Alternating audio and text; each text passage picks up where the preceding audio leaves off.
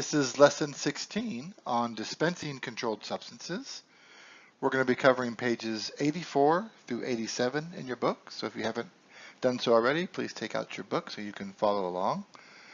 This is a fairly short section, but a very, very important section, as you will see. So the first section of this, Roman numeral 6a on page 84, talks about corresponding responsibility. And this is a DEA rule that says for a controlled substance prescription to be valid, it must be issued for a legitimate medical purpose by an individual practitioner acting in the usual scope of his or her professional practice. And then the rule goes on to say that the responsibility for the proper prescribing and dispensing of a controlled substance lies with the prescribing practitioner, but there is a corresponding responsibility that rests with the pharmacist who fills the prescriptions. And what this means is, as a pharmacist, you are a professional, and you can't simply rely on the fact that a physician or a dentist or whoever the prescriber is has a valid DEA registration, therefore I'm going to fill the prescription. And not only that, if there are obvious signs that something funny is going on, these red flags are showing up, the prescribing seems to be not for a legitimate medical purpose, there doesn't seem to be a valid doctor-patient relationship, you can't fill the prescription in those situations either unless you can resolve these red flags that come up. Now, it's interesting that the term red flags does not appear anywhere in the rules or regulations. But through enforcement actions, DEA has made it clear that this is all part of the corresponding responsibility of a pharmacist, which is in the regulations. I purposely did not put a list of the red flags in the book, and part of the reason for that is because Florida regulations used to have a list of red flags, and they took that list out, and they did that on purpose, and I'll talk about that in a moment. But you should be familiar with the general red flags, and you can Google, DEA red flags. There's lots of them, lots of sources for those out there. But some of the obvious ones are prescriptions written for cocktail prescriptions, what we call cocktail prescriptions, which would be a prescription for an opioid, usually hydrocodone or oxycodone, with a benzodiazepine, usually alprazolam, also, and then with a muscle relaxant, usually Soma. That's often referred to as the Trinity or the Holy Trinity of cocktail prescriptions. In DEA's mind, there's no legitimate reason for ever prescribing a cocktail prescription like that, so that's a big red flag.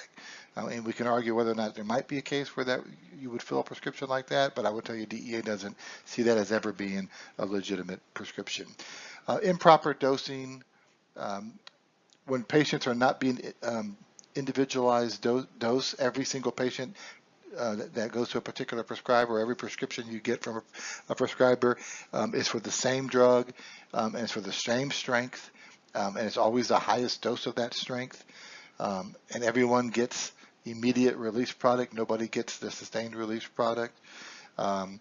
Patients coming into your pharmacy from long distances, and they live in Kentucky, and they went to see a physician in Miami, and they stopped in your pharmacy in Ocala on the way back because they know you'll fill any prescription that comes your way. That's something you want to watch out for. Patients paying with cash. Now there are legitimate reasons patients may have to pay for cash, but if you have an extraordinary amount of patients all paying for cash, and they're only paying for with cash for their controlled substance prescriptions, that's another red flag. Now, I could probably spend an hour talking about this issue and talking about red flags. I spent a big part of my career, the past 10 years, working on this issue, both mainly from the wholesaler perspective, but it obviously impacted pharmacies as well. And as you know, failure to do this has led not only to DEA enforcement actions against pharmacies where you can lose your DEA registration, but it's led to multiple lawsuits, thousands of lawsuits, and big settlements, even for big chains. CVS and Walgreens recently agreed to pay about $5 billion each for related to this particular issue without admitting any liability. So it is an important issue. But I'm thinking, okay, if I'm taking an exam and it's a multiple choice exam like the MPJE, how would I address this? Because there's a lot of gray area in this particular topic. And I think the questions are going to have to be fairly obvious, right? They're going to have to be pretty obvious and make it pretty egregious situations where you can identify that these are not legitimate prescriptions. But the thing I want you to take away from here are two things. One is just because there are red flags doesn't mean you can't fill the prescription. What you have to do is try to resolve those red flags. If you can resolve those red flags, then you can fill the prescription. I have a colleague of mine that doesn't like to call them red flags. He likes to call them yellow flags because he said it doesn't mean stop. It should mean caution. Let's figure out what's going on here.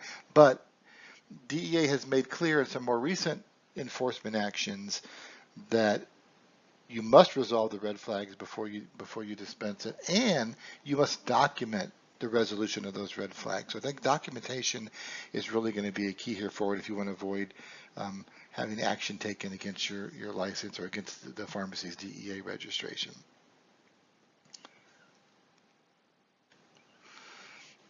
Unfortunately, just reading the regulations on this is, I read it to you, it's not that long, but the scope of the pharmacist's corresponding responsibility has expanded through enforcement actions.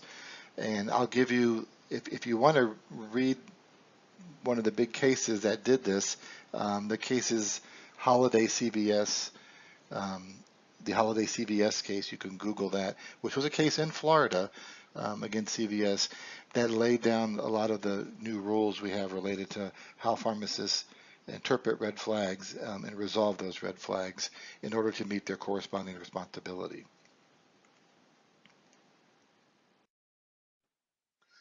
So Florida has a rule called the Standards of Practice for Filling Controlled Substances, and this is on the top of page 85. And as I mentioned, Florida used to have a list of red flags to help the pharmacists, know what to look for, and those were taken out of this particular rule. And the reason for that was as the pendulum swung and DEA started doing more enforcement actions, and particularly after that Holiday CVS case, which was in Florida, pharmacists in Florida particularly got nervous and got scared and started refusing a lot more controlled substance prescriptions. And there were also concerns that wholesalers were involved in this as well. And they said that they were not shipping as many controlled substances to meet their responsibilities under the Controlled Substance Act as well. So this got to the point where legitimate patients were not receiving controlled substance prescriptions. So that's one of the concerns with this. As enforcement actions increase, pharmacists get scared and they start to not dispense any controlled substances. And that's just as bad in my opinion, because now you're denying legitimate patients the ability to get their controlled substance prescriptions. This started happening in Florida. Doctors started complaining about it. Some news stations picked up on it. And started writing articles about it. And so the Board of Pharmacy convened a task force to address this issue. And this task force actually revised this rule that set standards for validating controlled substance prescriptions and decided to remove the list of red flags. But what they did put into place were requirements, things that a pharmacist would have to do before they could actually refuse to dispense a prescription.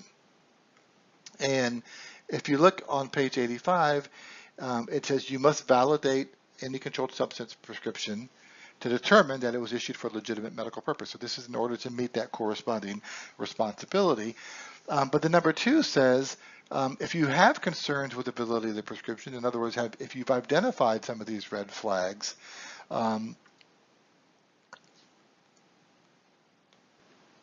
and you're not able to resolve those red flags, it does say you shall refuse to fill or dispense the prescription in number 2. And I think that's consistent with what DEA has said in these enforcement actions. If you cannot resolve the red flag, and they've also said if you haven't documented it, then you shouldn't fill the prescription. But because of concerns that legitimate patients were not getting their prescriptions, the rule also set up some minimum standards before you actually refuse to fill a prescription. You can't just say, I'm not going to fill it. for no reason at all, you must at least try to communicate with the patient to get more relevant information, or number two, communicate with the prescriber to get more relevant information.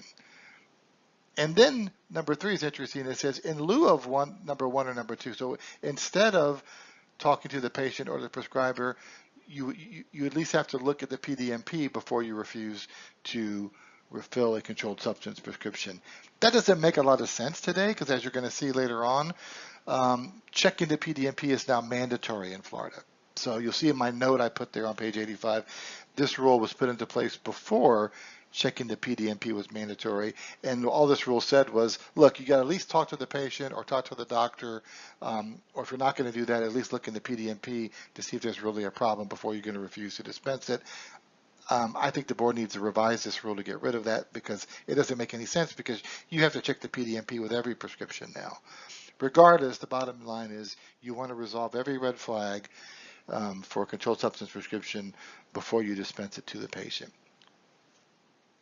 There's also a duty to report in this rule that says that if you have reason to believe a prescriber is involved in diversion of controlled substances, and you've got red flags coming from this prescriber, and you see lots of patients coming from this prescriber that are from out of state, nobody's individualized dosage, they're all high dosages, all those red flags we talked about, and you have reason to believe that prescriber is involved in diversion of controlled substances, you have to report that to the Florida Department of Health.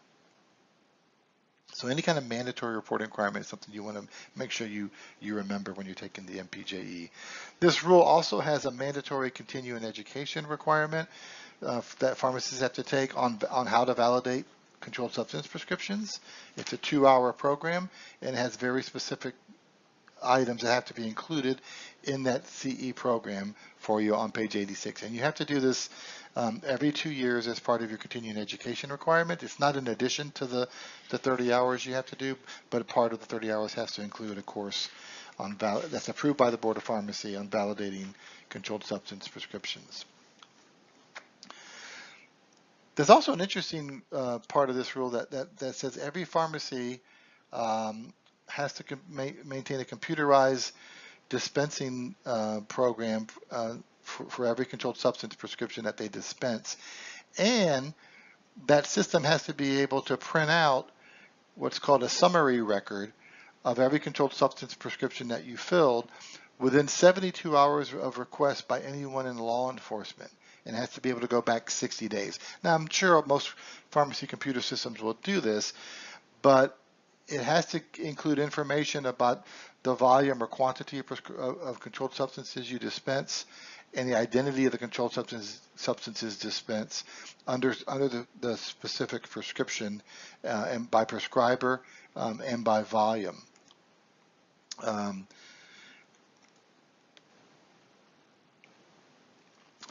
So I put in a note on page 87. I said, this requirement is curious to me. I find it curious because you're already reporting that information to the PDMP, and can law enforcement get that information from the PDMP? They could if they go directly to the PDMP, the Prescription Monitoring Program, and request it as part of an active investigation. But this is separate from the PMP, so you have to watch for questions on this topic very, very carefully, because if they're asking you, can law enforcement have access to the PMP data from your pharmacy, the answer would be no, and we'll cover that when we cover the PMP section. That information is confidential. But yet, even though it's confidential, if law enforcement requests this summary record, they can come to a pharmacy and get records going back 60 days, and you have to be able to print that out and give that to them. And I think this was put into place before the PMP, but law enforcement doesn't have direct access to the PMP. They can only request access for a specific investigation, but they can only request that access from the Florida Department of Health, who runs the PMP program, not directly from a pharmacy. So just make sure you read over this kind of curious summary record requirement that you have to be able to provide to local law enforcement. There's also another duty to report on number 5 on page 87. If you have a patient who attempts to fill a fraudulent prescription or does fill a fraudulent prescription, that's got to be reported to local law enforcement within 24 hours of learning of the fraud. And this is also an attempted fraud as well. Um, and that's something you have to do as a pharmacist, is report this to the local sheriff or other chief law enforcement agent of the county whenever someone tries to pass off a fraudulent prescription. Now, this is not as a big deal as it was in the old days, because these prescriptions are mainly electronic, and we have mandatory electronic prescriptions. But in the old days, when everything was on paper, there were a lot of fraudulent prescriptions trying to be passed there. And if you got one of those, you have to report it to local law enforcement. Okay, so that's the end of lesson 16, and there'll be a short quiz after this one, and we'll pick up again on page 87 with prescriptive authority.